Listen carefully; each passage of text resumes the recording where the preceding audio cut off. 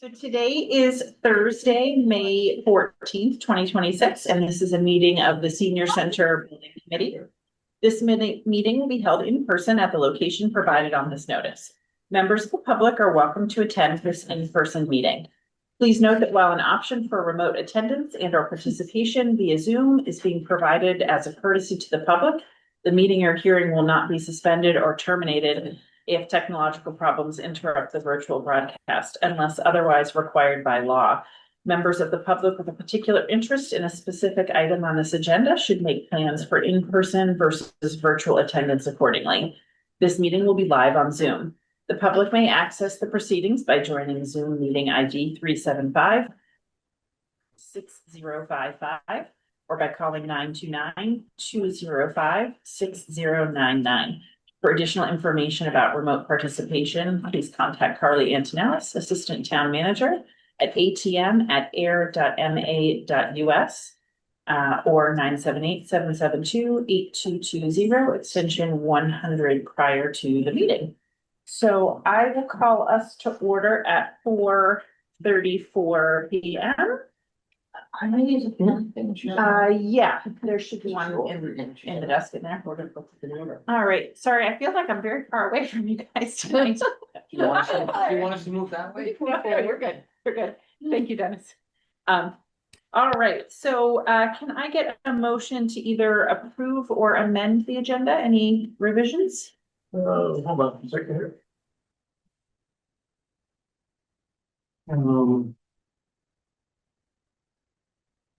Madam Chair, could I ask that we defer approval of the minutes? I know that people were given draft copies of the minutes via email, and I know that you had some extensive edits. So if someone would, if we could defer, I have not incorporated your edits into the. Okay. So if we could defer approval the minutes, and I would ask any of the other committee members if they have any edits for 4.2 and 4.16, that they could let me know. Yeah. Okay, wonderful. So we will remove that from the agenda. All right. Any other edits? Yeah, just a comment.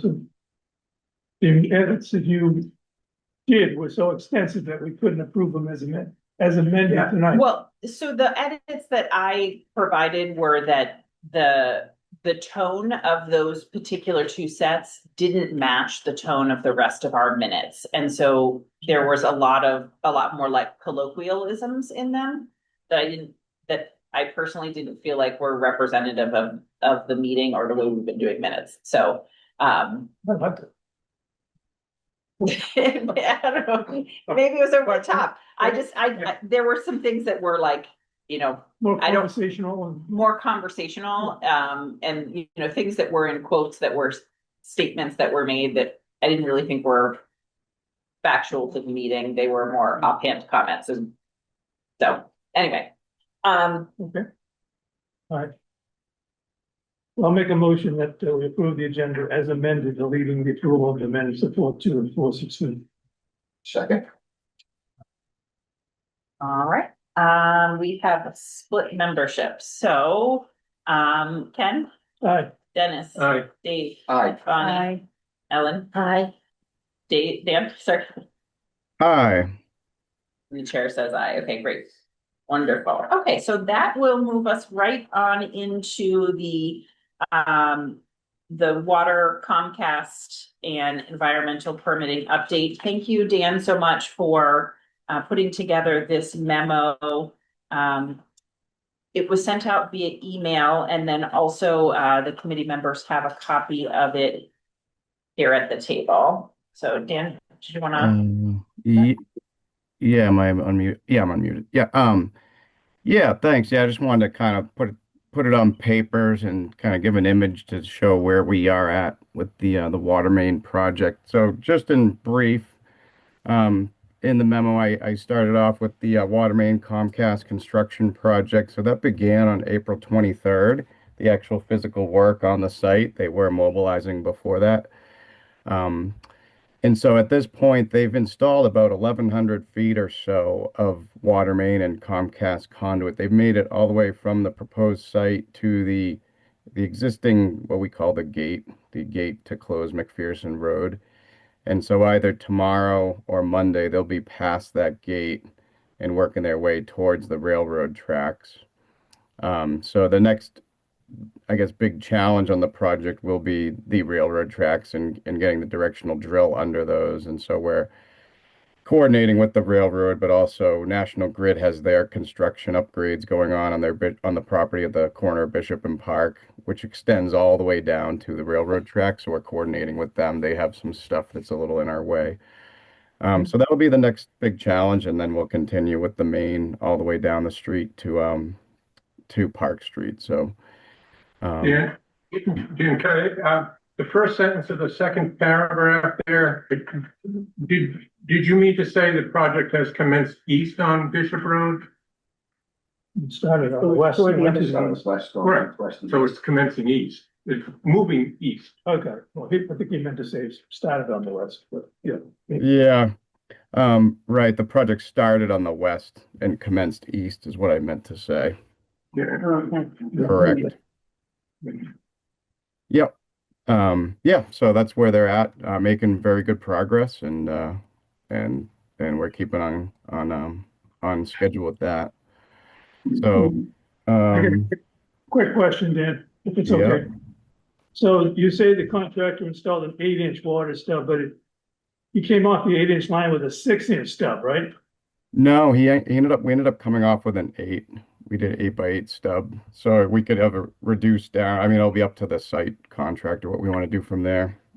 We want to Okay. reduce down to a 6 or for the site or if we need to keep it at an 8, I guess it's up to the to develop and as that gets worked out what we need to do for the site.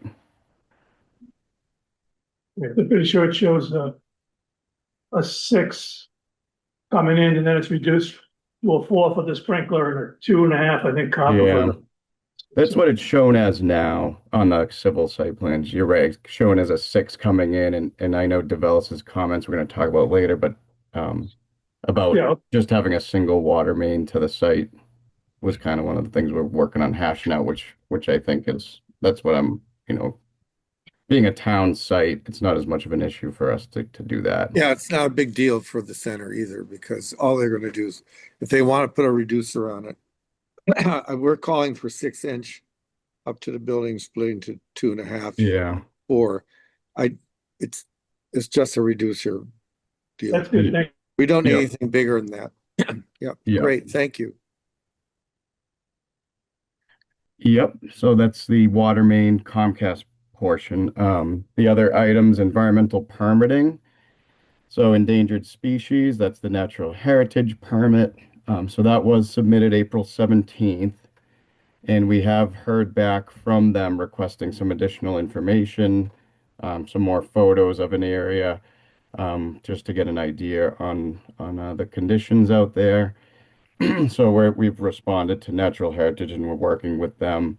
They technically would have 90 days to provide a response, whether it's a taking or not. But that because we've worked with them prior to the submission of the application, that should be quicker, and as long as we keep on them. So that's not much to update there. It's in progress.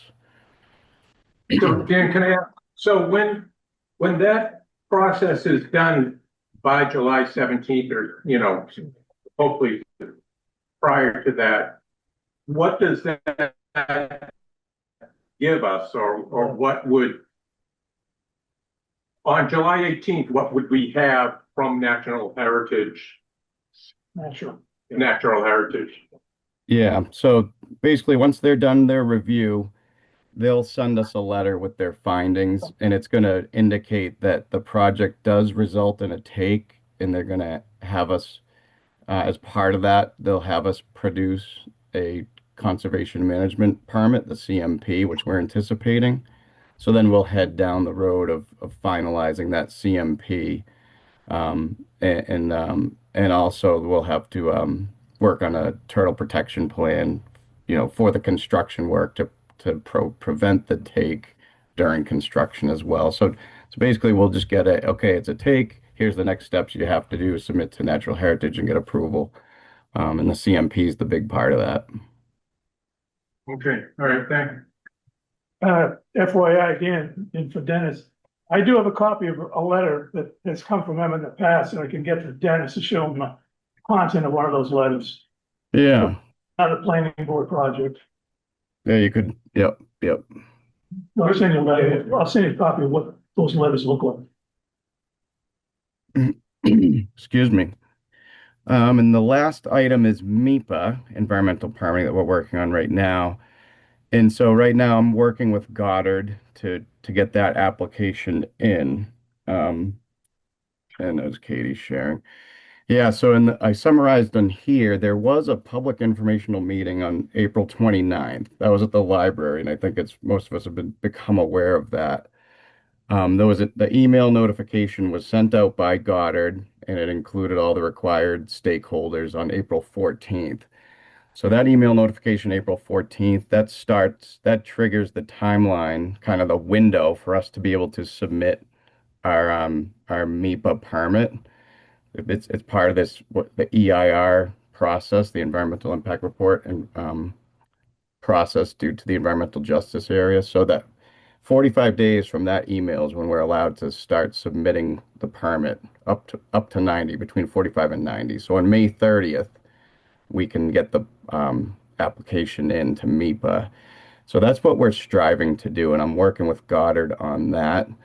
That involves additional plans are needed just as an overall plan for the entire project. So I'm working on putting that together with my staff, and then Goddard's working on the application, which they will be providing a draft to me before we submit it in for review. Um, so yeah, at that meeting, back to the meeting, the April 29th meeting, I did, and I mentioned this to the work group, I was not alerted to it by Goddard. I looked back at my emails, it's possible that I could have missed something, but I didn't see that. So I've talked to them about it. And they didn't have any good, reasonings, but it was just missed. So it was kind of discouraging that no one on the committee, the kind of client, wasn't aware of the meeting. Um, so, and they did summarize to me, and it's not uncommon that no one attended it, though they did have some comments from it, from stakeholders. They did have some comments, and even though they didn't attend the meeting, and especially Pace, I guess, has recently asked for a site visit to walk with Goddard, so they're working on fulfilling that request. Um, and that's kind of where that is at right now. Okay, so did you have Goddard provide us the copy of those comments that they received, please? I have them, yeah. They're in an email. Okay, so want to send them to Katie or all of us? How do you want to do it? I mean, I think it would be good for the working group, if not the whole committee. It's a whole public process, right? This comment period, so I think it would be nice to know, especially as we prepare to talk to the public about it, to know what concerns there are. Yes, no, I would agree. I would like to know what specifically Pace's concerns are. Probably confused. What's that? You're cutting down trees. Yeah, be careful. Do we know how long the comment period is open? Is it, Dan? I know. Good question. I can find out. I mean, it's going to be because the MEPA permit, when it's going to go out and be in the environmental monitor, and kind of throughout that process, anyone can comment. So there's kind of this initial period through the EJ requirements, and just specifically the environmental justice. That's why we're doing this initial public informational meeting, is really because of EJ, but also just the normal process is it'll be in the environmental monitor. Anyone on planet Earth can comment on it. Okay, So there'll be substantial time for it to be out there, but I can get the windows of when it's available for public comment. So, Dan, do we know? excuse me, I'm sorry, sorry, go ahead, Dennis. So, Dan, do we know? So after the 90-day submittal window expires, which would be on or about July 15th, what can occur, or what does that mean? The 90 days have gone by, and now on July 16th, something new can happen? So it's so after 45 days of that email, that April 14th email, between 45 and 90 days, we're allowed to submit our MIPA filing. If we don't get it in within that window, then we'd have to start at the beginning again and have another public involvement meeting and restart the 45 to 90 day window of when we can submit. So that MIPA has these requirements all in their regs of, okay, you have to have the public informational meeting in all these languages on such and such a date, but you can't wait like 2 years to then submit your permit. You have to kind of keep things moving within their requirements for schedule. So really, we just got to make sure we get this. Obviously, we can make sure we get this in after the 45 days has passed. And the earlier, the better, because then we start moving quicker. So And does that come from us or you, or does that come from Goddard? it'll come from Goddard. So that's the application they're working on. It's the MIPA filing, the EENF and EIR and rollover EIR. And so they're putting it together now in a draft format, and there will be a chance for review. They're going to send me draft of it. I'd recommend just the work group taking a look at it and providing any comments as needed. Um, and I think that should be fine to keep us moving. Yeah, I think that's an important thing you just said at the end, that's reviewing it. Because as I mentioned, when I talked to you the other day about this, the screening form that they filled out that we never saw it, we should have edited some of that stuff from before Goddard sent it in as well. So we definitely want to be looking at anything they send over. And Yeah. Yeah. I had one other question. This has to go to Dan, but through Katie. Dan, we received a letter from, as you know, from Mass Development, a positive letter. But that letter was addressed directly to, and addressed right to the office of, Meeper in Boston, I think. Should we have sent that, or should we send a duplicate to Goddard so it goes through Goddard stuff as well? So yeah, Goddard does have a copy of it, and they're Okay. planning to include it in the application. So All it's right. already good. Yeah. All right, thank you. Dan, Yeah. if they do a site meeting and a walkthrough, can, members of the committee go as well? I don't see why not. As long as we don't create a quorum or something, then we'd have to post it. But yeah. Okay, and, you have been getting pictures of all this work, or somebody is, right? The construction, yeah. So we do daily site visits, and we collect photos and note what's going on that day. We don't have a full-time inspector on a job like this. But we are, and the contractor is creating as-built plans, so they're taking measurements and marking up plans as they go as to where things are installed. And we'll create a record drawing at the end of the project as well. So yeah, we do have photos from pretty much every day that we're out there. So if there's anything you want to post, on progress, we could pick a photo that makes sense or something. Yeah, Or a couple. I think Yeah. people who are going to the cemetery have seen the trucks and they know something's going on and they've been asking. So I think it's good if we can, talk about that. Yeah. I went right in the rain. I took some pictures. Oh, good. Excuse me. Oops. So that there is a project website too on the town website, just a construction project website. We do this for most of our bigger projects. So that's up there too. There's a couple construction updates. We don't have any photos up there, but it's another repository for information on the project. Madam Chair, could we, and I know that this is a complicated question, but could we try to link that repository that Dan was referring to, at least those pictures from the Senior Center Building Committee website or Yes. page or whatever? Absolutely. Yeah, that section of the building committee's website and of airseniorcenter.com, both of those need to be built out, and that falls to me to do. So I will keep that on my to-do list. Yeah, excuse me. So that's the updates. Thanks, Dan. Thank you, You- Dan. You're welcome. Yeah. All right. Okay, so the next update is the planning board update, as most of you know, we went to the planning board on April 29th, 29th, to present, and John Catlin and DeVillis, the engineer, presented on behalf of our project along with Dan as the official spokesperson. It went well. Ken, did you want to offer any specifics, or John, do you want to offer any specifics to the planning board? Or I guess I could toss it back to Dan as well. I can do it if you want. Yeah. So it happened to be a very long series of meetings before our hearing, so it was very late. It's too bad for us, but it went along fine. Jim DeVillis put up a color concept plan of the layout of the, so this has to do all with the site layout and whatnot. And we had received a number of comments from town departments before the meeting, which is a standard procedure.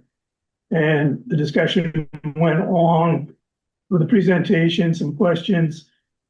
The heavy part of the presentation was done by John Catlin regarding safety and pressing the idea that the parking lot in front of the building is a safe environment for seniors to approach the building. And that ties into the fact that we're asking for a waiver for that parking in front of the building from the planning board. It got into a few tiny questions here and there, but nothing specifically that we couldn't overcome. I don't think it was all good. And since the meeting has been held, Jim DeVillis, he actually put some notes together from the meeting, and then subsequently has put together his comments in response to the town comments. So that will be reviewed, I guess, further the next couple of days by me and Dan, just to double check it. It seems like it's all good responses. If anyone else wants it, it'll end up being back on the planning board website when we send it to the planning board. They'll post it under our documents on the planning board. And that'll go back to them in the next few days. The next hearing is, I think, the 26th, week from Tuesday. And that'll be the second hearing for the project and should be the final discussion of anything that comes up. We still may need to clarify a couple of things that have to do with the site distances down, the traffic down the street, and also some site distances at the intersection of Park Street.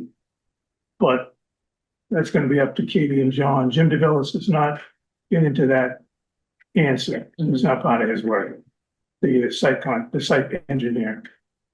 The rest was good. There were some suggestions that I think were accepted by town departments. He has updated the drawings. So when the drawings get resubmitted, they will show the updates that were requested at the hearing and that were in print by the town department heads. And that should be the end of it. There's a couple of interesting things. Somebody had commented about, should we have a guardrail around the retention basin? And Jim DeVillis explained that was not needed because we have the curb that's to stop traffic. And then the detention basin is so shallow that it shouldn't represent any kind of danger. So some good answers on that. They went over the planting. They pretty much went over whatever would be consistent with the site plan approval. So it should be no issue going back and submitting the comments back. So I asked Dan to work with me just to double check the DeVillis information that was sent back. And then he sent it as a draft. We'll have to get back to him and say, make it final and send it back to the planning board. So they'll have it before the next meeting. So, Ken, can I ask, were there any members of the public there? Not members of the board? No, I think it was so late too. There were people there for other meetings ahead of ours, and they basically moved on before our hearing that night. Okay. Might have been, no, I don't think there was any public left in the room. They're just people who on our group, right? Jeff was there.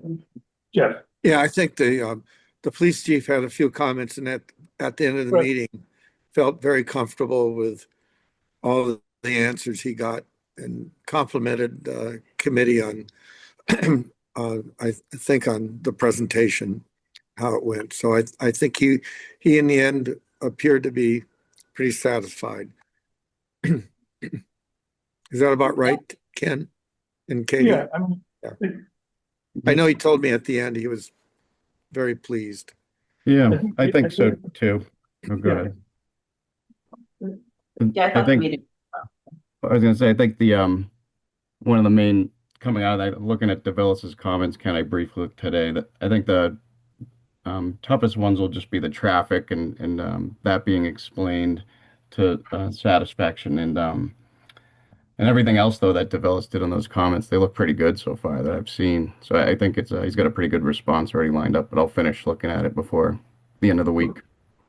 and I did get data from my senior center, which is the software program that the software company that runs all of our kiosks and tracks participation. They own about probably 80% market share of senior centers across the country. And so they have a tremendous wealth of data, and they put out these monthly data pushes. And one of them had to do with traffic, and it talks about when the busiest times are in a senior center and how long the average length of stay is. And so I'm happy to submit that to Jim if he wants to incorporate that into his comments. Can I ask, what are the potential traffic concerns, or what are the? Well, there were just a couple of comments made, not about traffic entering the site, but traffic from McPherson to West Main, which is, I think, not in the town of Ayer, and then from Bishop to Park Street at that intersection. And so I think there were a couple of comments that I think the DPW had said in their comments that it didn't constitute needing, like the level of traffic didn't need a traffic study. Right. So it was more just a request for a little bit more information. So we just wanted to. Yeah, I think that was the police chief's comments too, were really those intersections and the increase in traffic. Is there anything sight line wise, configuration wise that might need to be considered? It was kind of what I think what they were getting at. So, And just personally, the West Main Street intersection, I don't think it has much to do with the project, just because everybody who lives in Ayer, you would likely go the other way. Like there's not a lot of residential over there. And if you lived in Shirley and were visiting, you'd be making a right when you were leaving anyway. So, yeah. But again, outside of the town of Ayer. So. there is one interesting twist that happened on the planning board outside of anyone's control. We had two members of the planning board who gave up their terms. So we have two new members coming on, and town council has already been contacted about that. So there'll only be the sitting three members of the planning board who will be entitled to vote on this proposal as the proposals that came in that night. So that will mean that we'll need a unanimous decision between the three members of the planning. When is the second meeting? I think it's the 26th, next week, next Tuesday, 26th. 26th. That's when they take the vote? No, what'll happen is the second meeting will go over these comments and find out if there's any more comments or a rebuttal from anybody else from the town departments. And then they'll most likely will finish up the discussion, because that's usually what we do, two meetings. And then the third meeting will be, a decision will be written up between the second and the third meeting. Then at the third meeting is when there'll be final vote on the decision. And that's the same as any other project that goes through, very much. So they have to have attended, so if it's three meetings, they have to have attended all three, them attending. In this particular two, case, yeah. three. In order to Okay. vote. Okay. All right. Right. Anything else for the planning board? Dave? Just talking about one more thing about the traffic.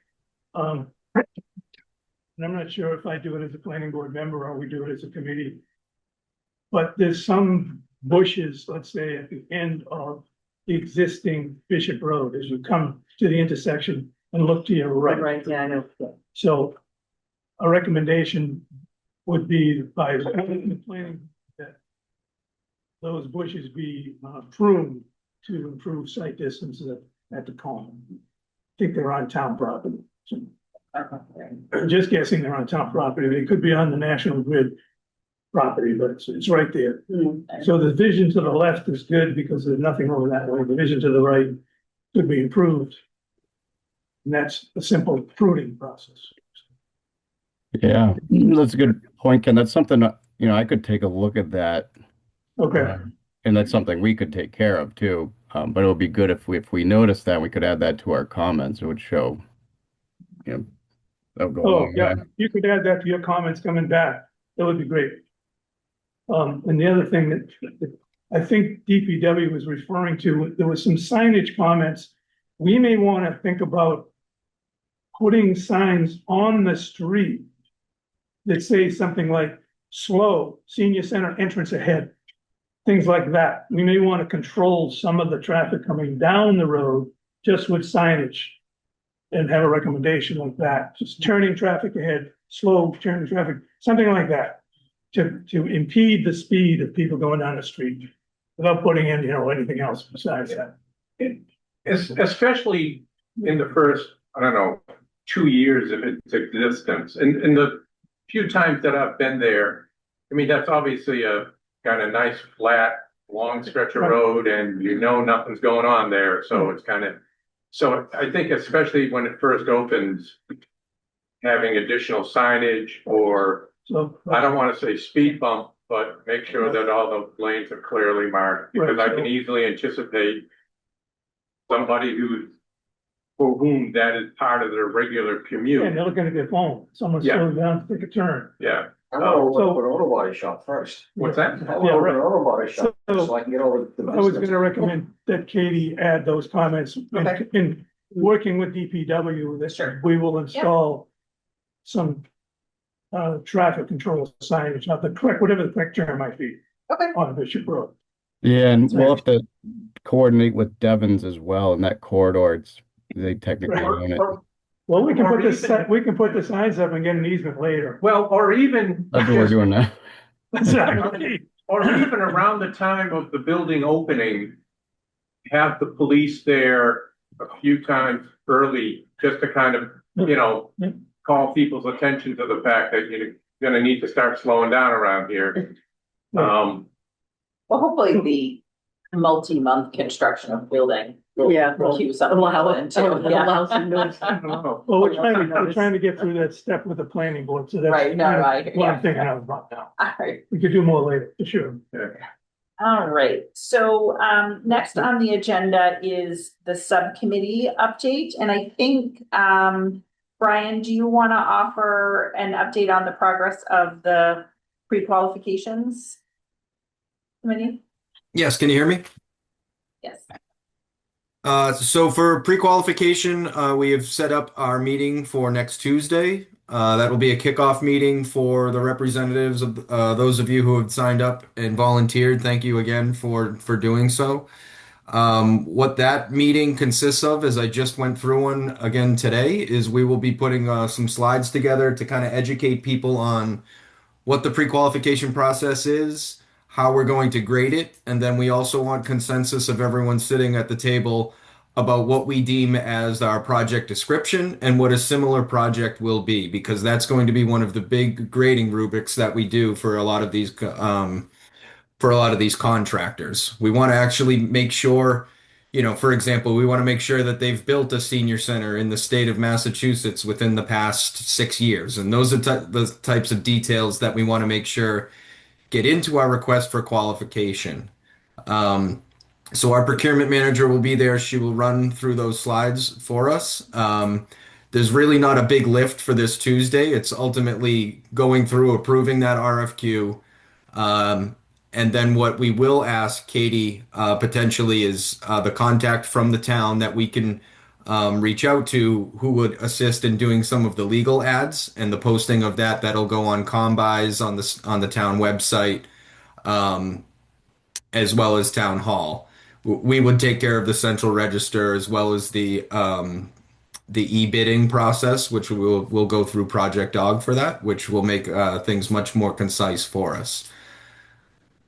We then will agree on our schedule on when this will hit the central register and when statements of qualifications will be due. And then we'll put together a schedule on how often we will meet after that. Based upon our permitting and our design schedule, we want to make sure that we get this done early, but not too early. And so I foresee probably a 4 to 5 meetings after we receive all the respondents.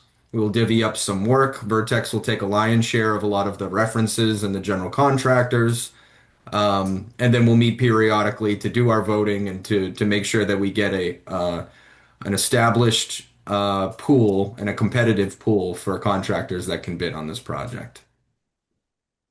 Brian, can I ask, so we need to pre-qualify the general contractor and all the subcontractors?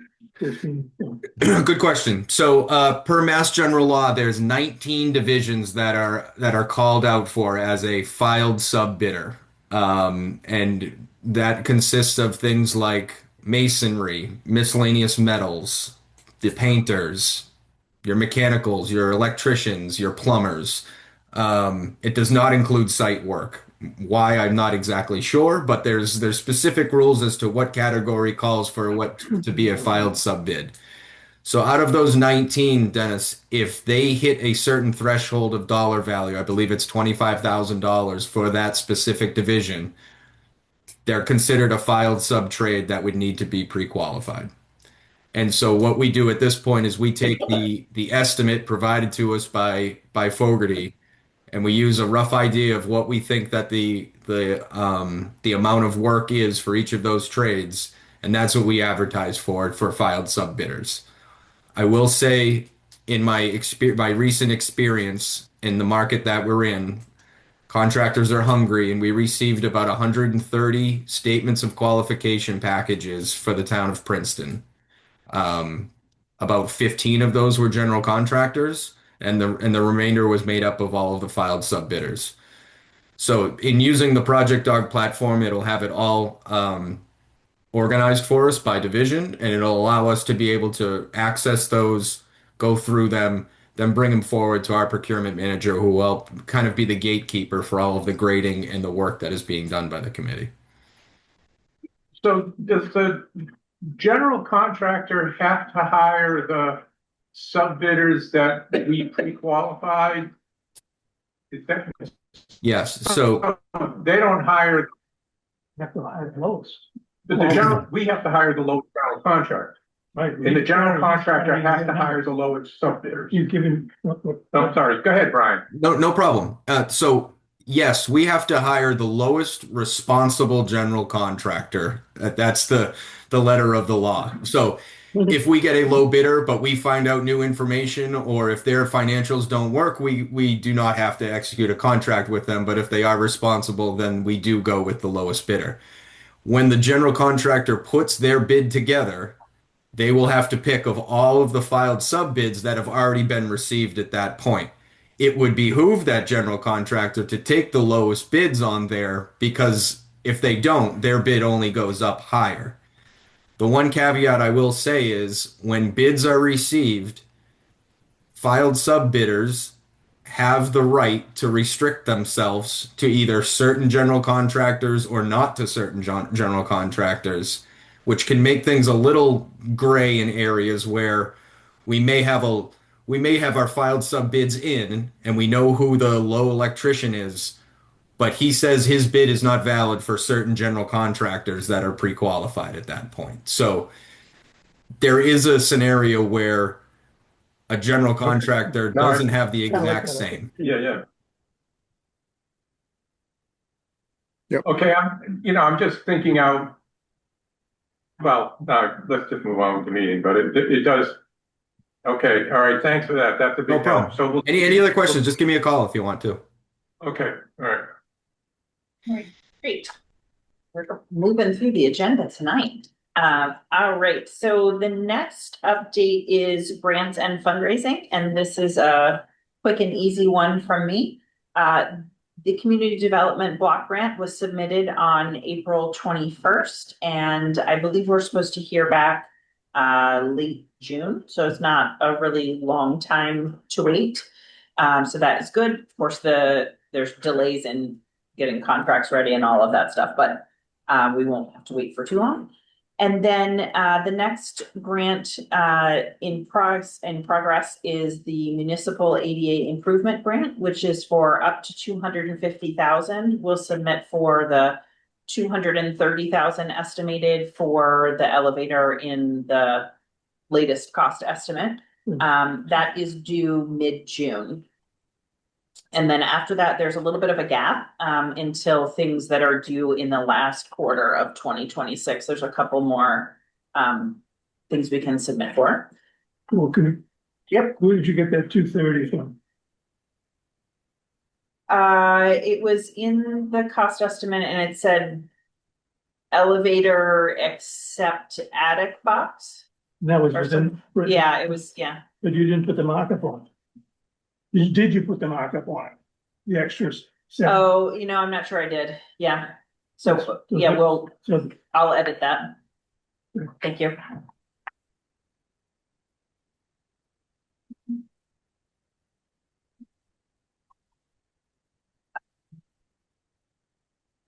you might, it actually does say 210. Did it say 210? Yeah, 210, so So maybe I did then, if I, yeah. Let's see. Yep, that's it for grants and fundraising. The Friends are hard at work. They're getting closer and closer to kick off their capital campaign. They're anticipating probably late summer. They've got the materials done and ready that they want for a community-wide mailer and are working on some community fundraisers as well. So more to come on that. They've got a lot of irons in the fire. Oh, and then they're doing one of the upcoming community events, is Declutter for a Cause. And thank you to Bonnie, our liaison to the Friends, for helping to for completely organizing this one. So if you have clothing, shoes, handbags, bedding, household goods, kitchenware, books and media, toys and sporting goods, and pretty much anything except appliances, right? Right. You can drop those off at 15 Oak Ridge Drive on May 15th, May 16th, May 21st, and May 22nd between 9 a.m. and 3 p.m. And then all of those things will be gathered up and delivered, and the Friends of the Ayer Senior Center will make money by the pound for the donations. And so, bring your heavy things, bring books. Yeah. Everybody's Cast iron pans. Yeah, cast iron pans, books. So Does your husband know about there you that? go. I have some old plumbing. He does now. So we're hoping the Friends are hoping to raise some substantial seed money with this to get the rest of the campaign mobilized and going. So if you have things that you're spring cleaning, I always say the easiest part is figuring out what you want to get rid of. And the hardest part is deciding, like, where do I take this stuff? And so we're trying to make that easy. You take it to the Tillotson's home at 15 Oak Ridge Drive. Not to our home, but we have a 20-foot pod coming tomorrow, All right. which will get loaded and then unloaded into a 20-foot U-Haul truck, or actually 26-foot U-Haul. Oh, wow. All right. All right. I like it. So we have confidence that everybody's got good stuff to get rid of. Yes, This is going on for 2 weekends, right? yes. Yeah. Yes, This and next week. Mhm. yeah, this weekend and, well, it's Friday, Saturday, and then the following weekend is Saturday, Sunday. And where does it go by here? It goes up to Nashua, the Savers. Save the story national. SAVOR? SAVERS. SAVERS, Okay. Savers. And if you haven't been to a Savers yet, you should go and check it out because it's like an amazing, like, huge thrift store. Okay. Yeah, no, I'd like to. International. It's international, I yeah. could, I could, Over 1,000 stores. Oh, I it's could huge. easily end up giving, I could easily end up giving it, I could easily end up giving it to you and then going up there and buying it back from. Yeah, you'll find it. Yeah, you'll find it, yeah, definitely. easily happen. Yeah. Hoping to make maybe at least about a few $1,000s. That would be really awesome. That would be fantastic. Absolutely fantastic. So, all right. A lot of work and a lot of really great irons in the fire. Like the Mhm. Friends group is really ready to take the leap. So it will be coming shortly. So I'm excited about that. All right. So then I think with that, I will turn it over to Brian to present the vendor invoice packet. Sure, thank you. Did you want to share oh, thank you. Yeah. I have it up as well. Um, for the month of April, we have not met, we don't have any new commitments now at this point. What we are recommending is 4 invoices, one for Vertex, for Catlin, for CHB, who's doing the water work, as well as the Air Police Department. And before I go through them, I just did have a quick question for Dan V with the Air Police Department. Just, I wanted to confirm that that's not part of CHB's contract and that we're just gonna have to keep hitting that utility line item that we had in there for what we have. And then B, what's the expectation going forward for length? Because seems like from what we're burning about $600 a day for a detail. Yep. Yeah. So it's not part of CHB's contract, and this is the way we normally contract. Um, we have the police department bills paid directly by by the town. So it is something we'll have to keep accounting for. Yeah. So I could get a schedule for the project to get you kind of a better idea on how much longer and kind of an estimate of the police details for the project. Matt might already put that together too. Yeah, that'd be great. Just because, if you remember, we're counting on some savings in that line item that we had for utilities. While we haven't realized it yet, we want to make sure that we don't take from a bucket that maybe we do need some money in there if the police is going to be dipping into it. Yeah. And Dan or Brian, is there I looked at those invoices, is there any way and again, I think it's important that the project move along expeditiously. But is there any way to limit the amount of overtime on the detail work that One overtime or two, something like 2 that. days? Yeah, it's the one with the higher number. Yeah. I mean, how does that? Yeah, to be honest on that one, Dennis, we don't have much Vertex personally don't have much control over the work that's out there in the street right now. I'm not sure. I think that would be for Dan and Matt to opine on whether or not what the Yeah. hours are and how that works. Yeah, and this does come up on some of our jobs, and we try to work with our contractor to limit the amount of overtime on a detail because they start at 7, and they're getting their trucks ready. If they're not really working in the street yet, don't have that detail showing up till 8 or something like that. Stuff like there's ways to operate so you can try to limit an overtime issue. Sometimes stuff happens, and then you need to keep the detail around. So let me look at it and with Matt and see if we can if it's a recurring thing, we don't want that happening. We want to operate a different way. Okay, all right, yeah, thanks. Great. And what I'll do too, Dan, is if Matt gets that schedule, what I can do is I can forecast a rough idea of what we should expect for detailing on this against that $1 million we had for utilities. Yep. So with that said, for the month of April, we are recommending those 4 invoices for a total of $209,619.66. That is followed up by a budget status report at the end, which you can see the commitments and what remains. All right, get there. I got a couple of questions when we get a chance. Okay. One thing I mentioned at our previous meeting is that I was going to clean up one of the overruns we had in the permits and approvals. In working with my accounting department, we've opted not to do that yet at this point. I think what we need to do is we need to get through the next few months, get another cost estimate, understand where we are on other budgeted line items. And then we'll almost do kind of a budget reset at that point where we can zero out any overages and make any adjustments that we need in certain line items. But it doesn't hurt showing the overrun here. It all kind of trickles down to the bottom of what's been committed and what's available to date. I got a couple of questions and there's a more opportunity. So, my first concern is, on Vertex. So you've got a 3-month quantity, you know, for the contract that's in place right now, but it's clear it's gonna be more than 3 months. Correct. We're not gonna get charged for that? No, so what I was going to do is bring to the working group kind of a proposal of being able to stretch this out over what we have here, kind of go through our roles and responsibilities and ultimately what we can do to get this through the bidding phase.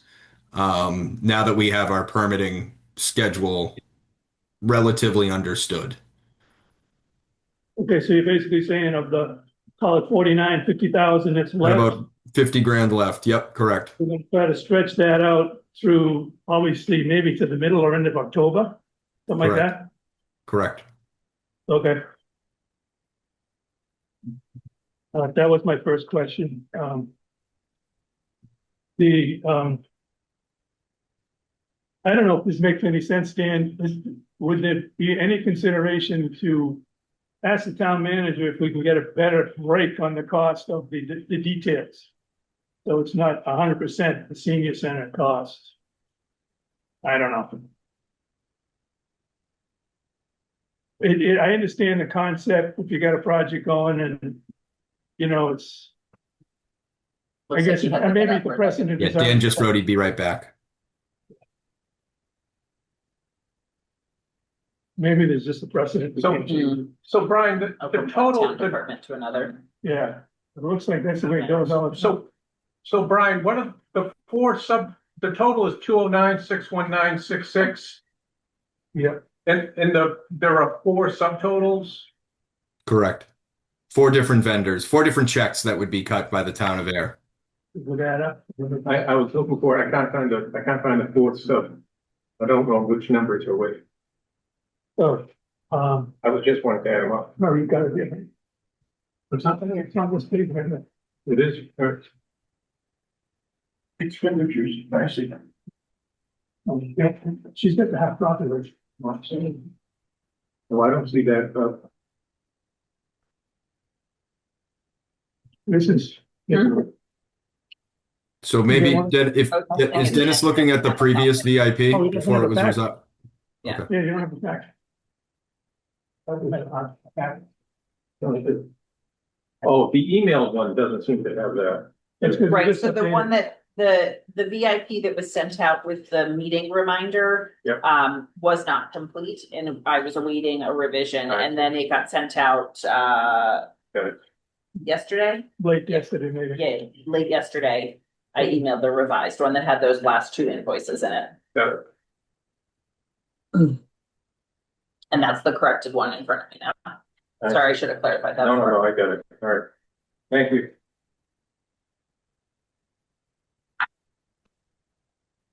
Dan, does somebody, when the police department invoices this, does somebody sign a ticket on the job that that gentleman is there 8 hours? Yep. Yeah, there's a backup. Okay.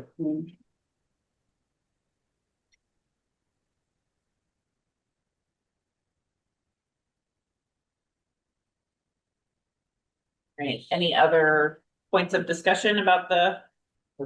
Yeah, I have, I think Ken was waiting for Robert. well, wait for Dan, I guess. So it's very nice that CHB breaks down his invoice in all those different categories of work. Because it's very clean that way. You can see the whole breakdown. But what's fascinating here, and it continues to be fascinating to me, is the fact that there's 2 items in there for $60,000 each for the directional drilling. One for the Comcast work and one for the water line work. And we talked about this right after we got the bids. And I think Matt convinced me that there was a need for that double cost. So when you look at the whole project, $120,000 worth for the directional drilling, in particular in the Comcast, it's almost 50% of the work. Is there any way for us to ask CHB to take another look at that, or is it done? So they they hire a subcontractor, Henniker Directional Drill. So they get a price from him, and Right, but that's where they develop that price. I don't. So what are Well, you what happens asking? is- If what I'm asking is, between the time they bid it and reality when they do it, there's probably a couple of directional drilling companies that, could be contacted. Maybe another effort could be made to save a buck on the directional drilling. oh, Because it's it's such a large enough percentage, that's all I'm saying. I mean, it's a lot. yeah. I don't. I mean, I don't know if they went and asked some other contractors afterwards. Usually, when they put a bid together, they get a price from a few contractors and a few subcontractors and add it to their bid price, and then they continue with that subcontractor, which is what they did here. And we're at the point where Henniker already is part of the excuse me, the permit with the railroad, and they have insurance with the railroad and all Yeah, this stuff. So they're committed now. But okay, I just keep bringing it up because it stands out as such a large amount, for that work. I have a quick question, if I might, and for Dan. On a unit price contract such as this, if they don't hit the linear feet that they put in the contract, does that come back to the town on a unit price bid like Yeah. this? Absolutely. oh, my stupid mute wasn't working. Yeah, so if they go below estimated, well, yeah, that's a savings for us. Yep. So Ken, to your point, if there's two line items there that have a significant amount of linear feet and they don't hit that linear feet, um, it seems as though that the town would be entitled to a credit back on that. Yeah, we would. But it works both ways. If we underestimate, we get Yeah. the yeah. So at He's the got a end lump, at the end of the job, we do like a balancing and make Yep. sure, and then you do a change order if you have to. so he's carrying, in each case here, he's carrying, according to his schedule of values, a quantity, he's got 200 lineal feet for each of those $60,000 values. So that means if you put the center of the railroad tracks, he's 100 feet on either side of the railroad tracks. The directional drilling seems like a long way, but maybe that's what it takes, to Yeah. get it down. That was the idea. Yep, 100 feet either way. And when you start, Okay. there's only a certain slope that they can Got it. drill at. Okay. So and depending on how deep the pits are, so that's what was designed, and they'll probably substantially construct it to those numbers. Yeah. All right, thank you. All I had on that. To your point, Ken, when we get a construction contract, you'll see something very similar to this with even more pages. When the Yeah. contractor puts their requisition together, they'll be required to have things broken down to a certain level by division. So you'll have quite a bit to sink your teeth into on a monthly basis. Yeah, no, I'm used to Yeah, seeing it'll be it on nuts. CIA contracts. But this is a nice piece of work you did. All right, if there are no other questions or comments, I will take a motion to approve the VIP. I'll make a motion to approve the VIP for $209,619.66. All right. Second. Okay. Okay, thank you. All right, Ken, Aye. Dennis, Aye. Dave, Aye. Bonnie, Hi. Alan, Dan. Aye. The chair says aye. All right, that passes. Great. Wonderful. This might be one of our record fast meetings. There's no public input. John, did you have any updates to share? No, we're still proceeding along. I'm going to be asking my cost estimator to reserve the last 2 weeks in June for a cost estimate. That brings us closer to it. Will be closer to the market at that time. I think, Brian, that's reasonable, don't you think? Yes. Because what I'm hoping to do is that we're probably at over 95% complete on the drawings. We're waiting for some information back from my electrical engineer. And Jim DeVellis is upgrading a few things. And I think that Ken brought up the fact that Jim has the water line shown on the far side of the site. I think from the image I just saw from Dan V that the water line's a little bit more towards the center. I don't think that's a big problem for us, but I'll make sure he's well coordinated with that utility line. And he's aware that it's going to be an 8-inch line that will require a reducer. But other than that, we're doing great. We're right now in the final stages of reviewing the drawings themselves and doing red lines on them. So that's about it. We're pretty comfortable. Where are the, Dan Arts hasn't updated that new former component at all, has he, that we can see it? The drawings aren't revised online beyond the DD is my question. They're not ready to be submitted to everybody quite yet. They will be, probably give us about another 10 days. I think they'll be up Okay. for your review. Thank you, John. And John, and I saw the, thanks for the equipment layout for the kitchen plan. So the kitchen design is substantially complete and we're comfortable with where everything's going and. I don't know. I hope so. It's a gas stove right now, a gas hot water heater. We may not switch the reheat for the hood back to gas. We might leave it. It's currently shown as electric. I can't remember which way it's going. We're having a little bit of an issue with the change back to gas with one of my engineers. I'm trying to sort that out with them right now. What do you mean change back to gas? Other than that, yes, I think it's a 10. Yeah, we changed back to gas at the last meeting. Yeah. Yeah. No, I know, but I didn't think that we had ever changed from gas. The question at the last meeting was. Yeah, I don't want to get in an argument about that. Yeah, We're yeah, well but- into working drawings and we made a change. In order to get the numbers and get the things laid out and pick out the equipment, we went all electric. If we were at DD, that would not have been a big deal. Anyhow, we'll discuss that down the road. Working on it. I realized I do have one other update. Okay, I was able to meet with Janet Providakis and get the APAC discussion moving back again with John. So I really appreciate her for reinitiating that conversation. So he's reviewing the quotes that John, the IT manager, got for the grant that we were submitting, that we didn't get the grant, but it included all of the equipment to essentially make the large multi-purpose room have the same or more updated equipment that the select board room has, so that we would be able to host meetings there. So he's reviewing that right now. He's seen, at least at the DD level, he's seen the electrical plans and what are those called, like the cross cuts for where the sections for where the walls are and what each of the walls in the multi-purpose room looks like. And so we're trying to schedule a time to get together next week and to keep going with that.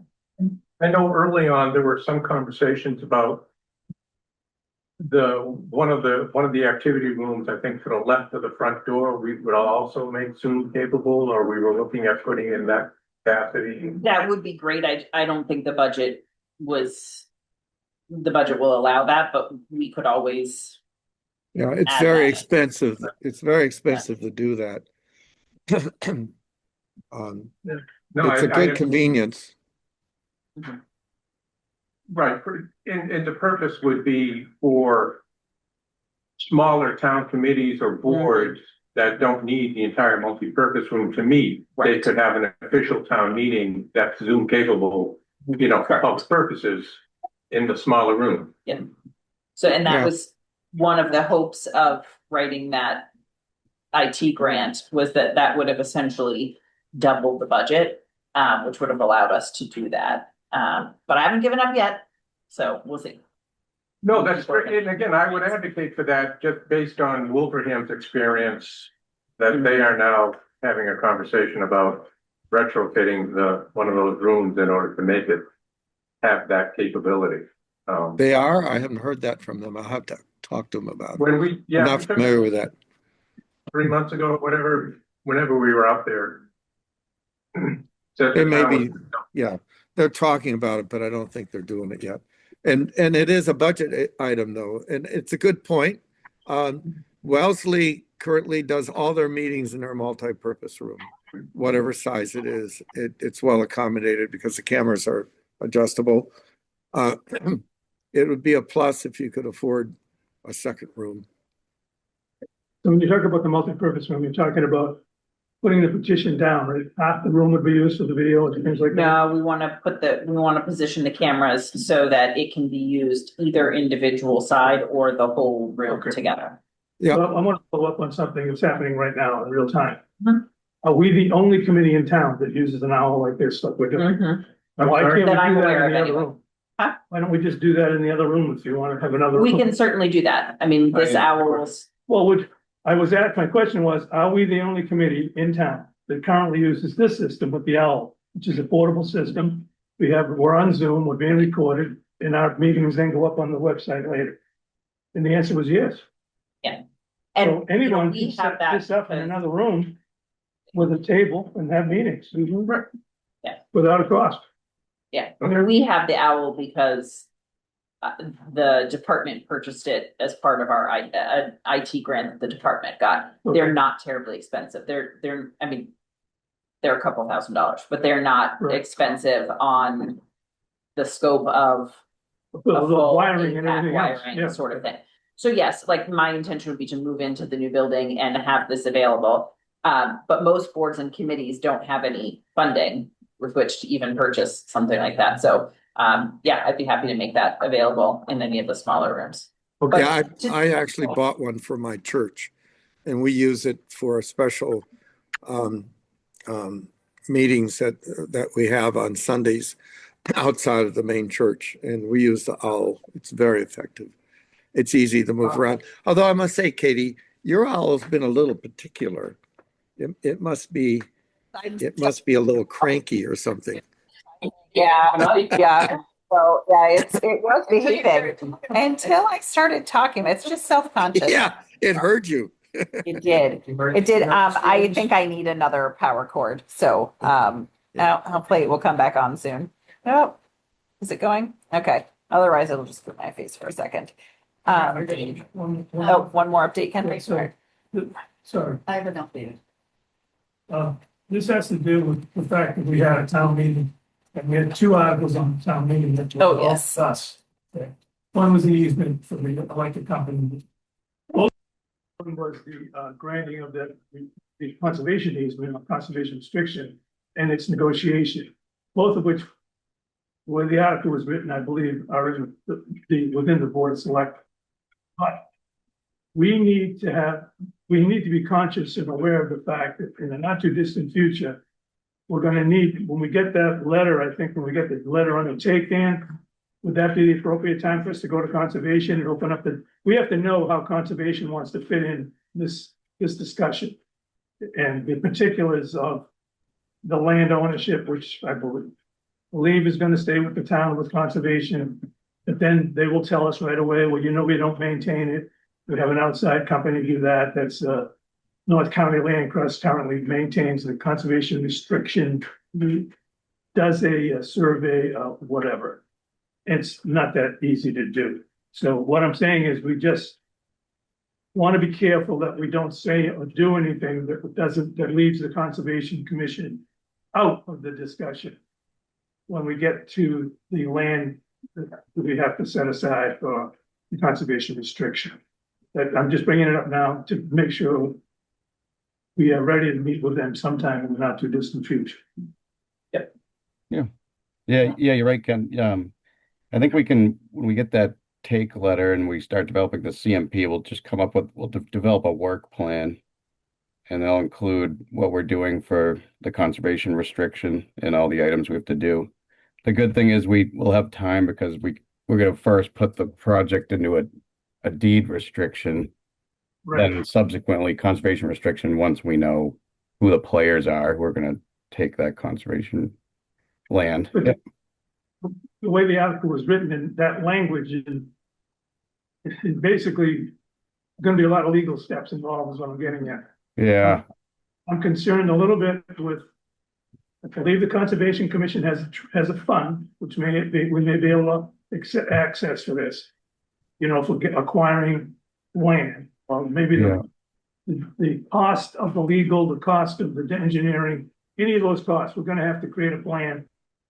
yeah, I wanna be careful that we communicate with them. And I wanna let them know that we hope that they'll pay, we want them to pay the fees involved. Is what I'm getting at.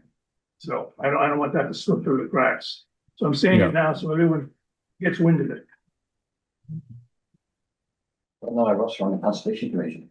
Excuse me? I said none of us. are on They're the gonna be, Conservation. believe me, they will be looking at this with interest and. Yeah, so we wanna be careful that we take the necessary steps to keep them involved. So, Can I have a member update? Yes. You wanna, okay. I can end with it.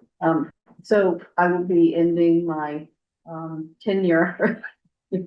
At the end of June, actually. I'm gonna stay on until the end of June. I need to focus more of my efforts on the Friends.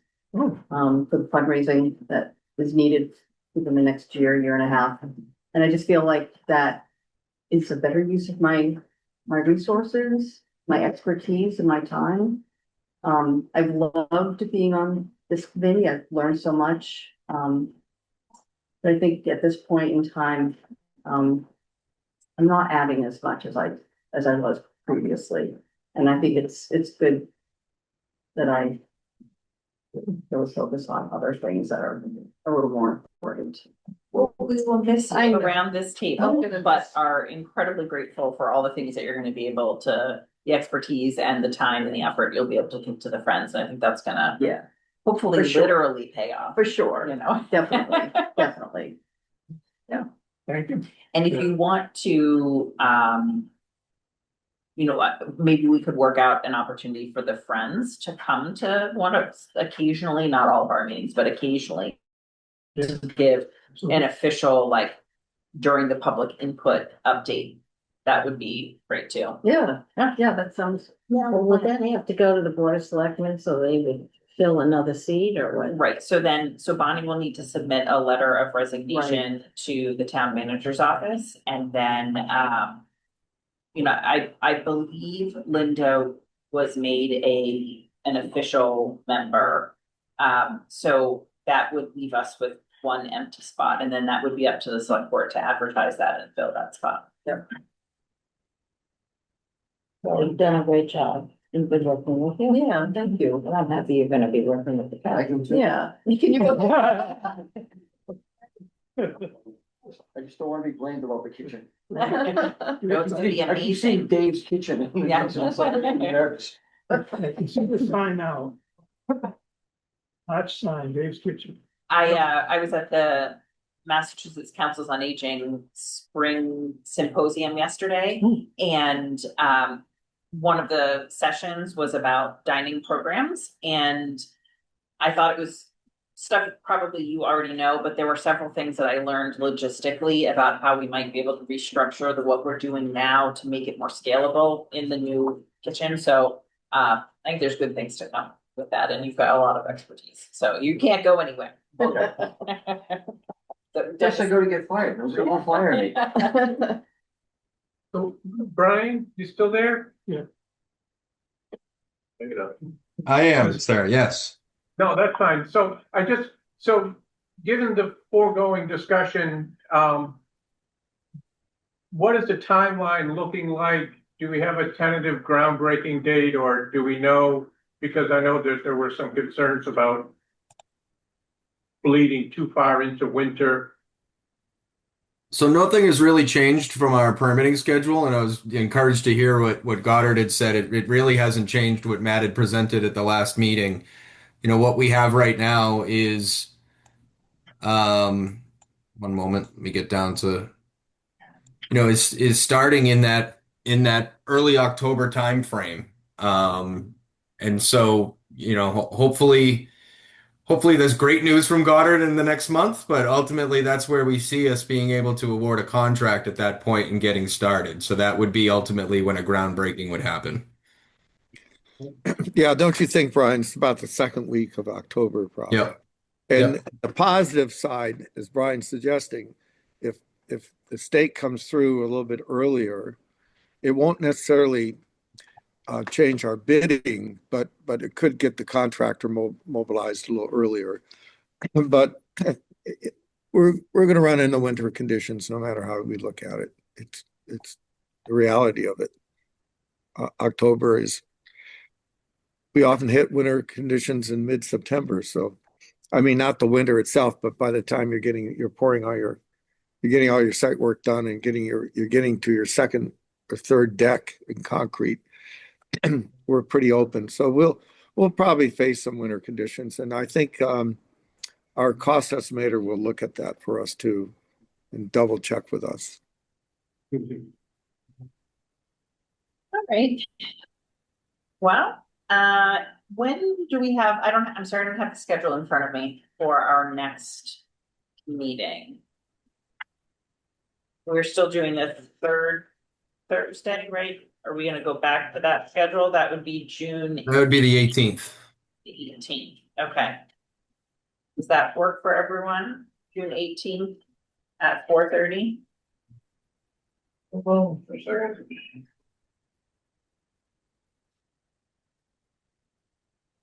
June 18th at 4:30. Mm-hmm. That's right near the summer solstice.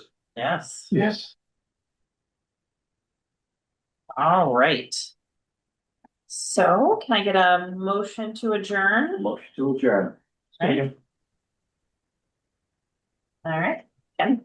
Second, yes, Yes. aye. So Yes. Second, yeah. I think we- Dennis? Thanks, everyone. Dave, thank you, Brian. Yeah, thanks, Brian. Bonnie? Aye. Ellen? Dan? Hi. And chair says aye. We are adjourned at 5:49. Good job, everyone.